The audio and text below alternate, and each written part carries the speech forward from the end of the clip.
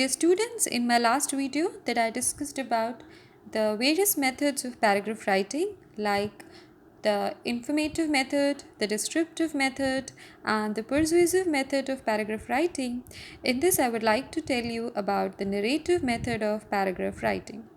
So, what is the narrative method?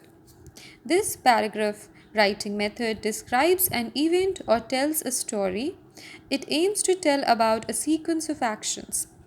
So basically, if you're telling about something that happened, an event, or maybe experience that you had, something that was in the past and now you have to tell about it, especially when you're reading a story, then the writer describes it in a way that you can actually feel that you were present there.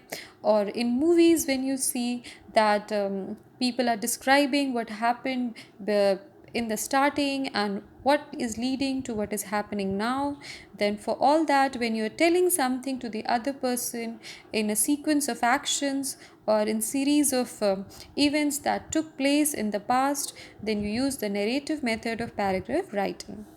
Now, the features of narrative method are there is always a clear beginning, a middle, and an end. Obviously, when you're talking about a story, as you've seen, every story has a starting or a beginning. Then you have the middle portion where the actions take, a number of events are happening, a number of people are in getting involved in the story, and at the end you have a climax that and then the story finishes, or maybe the story continues until there is a new beginning. So they usually follow a storyline, as I've already discussed. Example, if you have to write about your last vacation, so your last vacation has already been gone. So how maybe that you had a vacation of suppose 10 days. So here we have written it in paragraph form like, my last vacation was very fun. First, I went to my grandparents' village and had fun. Then we went to a hill station where we did mountain climbing, camping, and sightseeing. So after you've spoken about, like maybe in the 10 days, might be that you have spent some 2 days in your grandparents' place, then you went for the another 8 days or 7 days to a hill station where you did mountain climbing, you lived in camps, then you visited a number of places, like sightseeing. So this is how you described your last vacation, and you used the form of narrative paragraph writing in this. So, four common methods that we've discussed are the descriptive, the informative, the persuasive, and the narrative paragraph writing methods. Now, after we've discussed how the paragraph writing is done, it is very important to know, this must be in your mind, that what should be the paragraph length or ideal length of a paragraph. So, dear students, a paragraph rarely has one sentence. Usually, it has 3 to 8 sentences of varying lengths, all focused on one main idea. So it is very rare that you have only a one line paragraph, but it can be if the point is very, very important. Usually it has on an average, a good paragraph or a general paragraph has around 3 to 8 sentences of different lengths. By lengths we mean number of words. The 3 or 8 sentences can have 5 words, 6 words, 8 words, depending upon how you are using your words to describe the idea.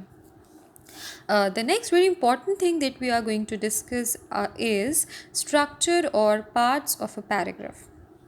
So, as you know that by now you have understood what is a paragraph, then what are the different methods how you can use paragraph writing, then you should also know when you're writing a paragraph what things should come into your paragraph, like what are the elements that should be in writing a paragraph.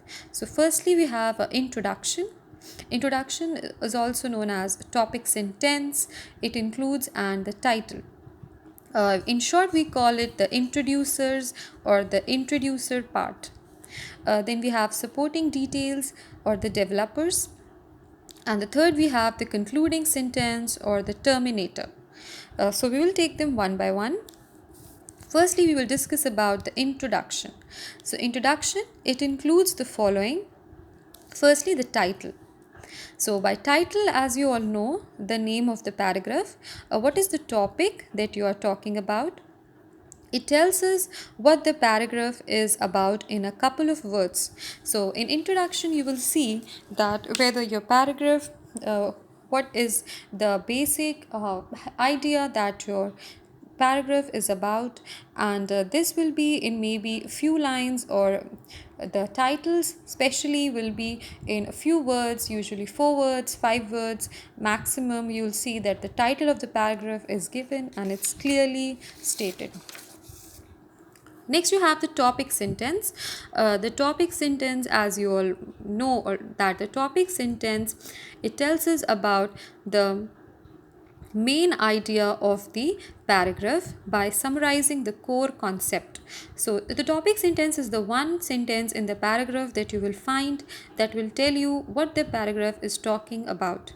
Is it about maybe advantages or benefits of something, or it is about what something is, or it is about the disadvantages of something, or it is about how the process is followed, or is it about that how a new thing or a new concept that you are defining, just to give a basic idea, or is it something that you want to express your opinion about? So from the topic sentence you will get to know what exactly your paragraph will tell the audience or the readers who are going through the paragraph. Then the introduction usually has 5 to 6 sentences, and an insight to the topic is given. So a general introduction, a good introduction, should be like in the range of 5 to 6 sentences at max. Next, you have supporting details. Supporting details, we mean the details or the points that comes after the introduction. Here you are actually now coming to the details of the title of the paragraph. The sentences after the topic sentences come under the supporting sentences or the developers of your paragraph. They make up the body of the paragraph. They tell more about the main idea by giving the supporting details to the title. So in short, whatever added information, whatever that you want to tell your readers about the topic, for example, if the advantages of something, then the detailed advantages, maybe 5 advantages, 6 advantages, or the benefits of a process, or how a certain thing is done or a function is followed, this you will tell in this supporting element of your paragraph writing. This is actually the middle part where you will actually discuss details about what you started in the introduction. Next, we have the conclusion or the terminator, the last paragraph of the writing. It tells the main idea again, but in new words and opinion. So the conclusion of your paragraph writing tells about how you will end the paragraph, and how your opinion is framed, or what you actually want to tell about in your words about the topic that you're talking. For example, if you're talking about the benefits of something, maybe in conclusion you would like to add another new applied benefit that you found, or your opinion whether it has more benefits or it has maybe more cons. Then here you will tell us the title again, but again in your new words, like you will reframe the words and you will tell the conclusion. The aim is to use words and phrases in a way so as to create a lasting impression on the reader.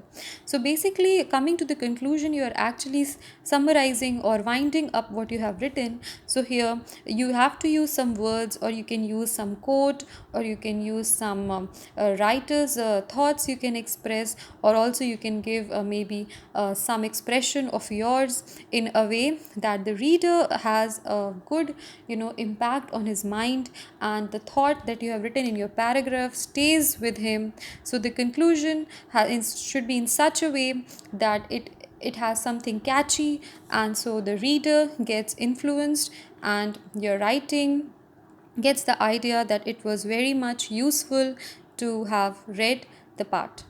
That's all about paragraph writing. Thank you.